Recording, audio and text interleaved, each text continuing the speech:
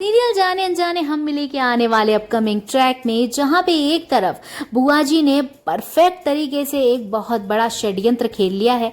अब बुआ जी ने रीत को परमानेंट जेल में बंद करवाने का बड़ा षड्यंत्र जो खेला है वो लगा देती है उस नर्स को फोन जिस नर्स ने रीत को दिया था वो सबूत, जिस सबूत की वजह से शारदा गई हुई थी जेल के अंदर।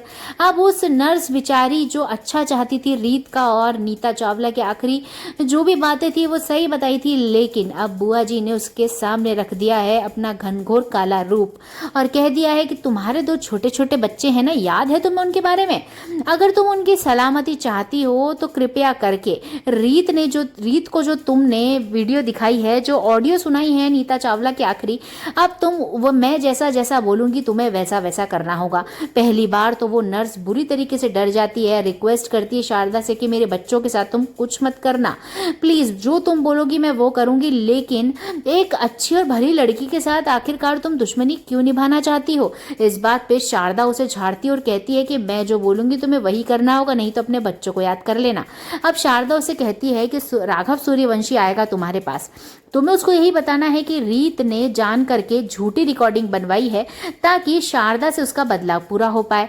अब जैसे ही राघव पहुंचता है उस नर्स के पास तो नर्स एक बुरी औरत बन के उसके सामने कहती है कि रीत ने मुझे बहुत सारे पैसे दिए थे इस वीडियो को चेंज करने के लिए और मैं तो माला माल हो गई हूँ। बस इतना सुनता ही है हमारा राघव और गुस्से में भर जाता है। अब गुस्से में भर के वो पहुंचता है सबसे पहले तो एक वकील के पास, अपने वकील से बनवाता है रीत और राघव के यानी अपने और रीत के डिवोर्स के पेपर्स और तुरंत पुलिस स्टेशन पहुंच के रीत से मिलने जाता है, उसके सामने खड़ा होता है। रीत बेचारी को लगता है कि उससे मिलने आया है, वो उसको दौड़ के गले लगाती है, लेकिन रीत को बुरी तरीके से धक्का मार देता है राघव अपने पास से और कहता है कि मैंने सोचा नहीं था कि तुम इतनी घिनौनी हरकत करोगी, ये लो डिवोर्स पेपर्स और तत्काल मुझे डिवोर्स दो, मुझे तुम्हारी जैसी औरत के साथ नहीं रहना। रीत के दिलो दिमाग पे लग जाता है धक्का और अब रीत कुछ नहीं कर सकती। रीत अब 5 से 6 सालों के लिए जा चुकी सलाखों के पीछे।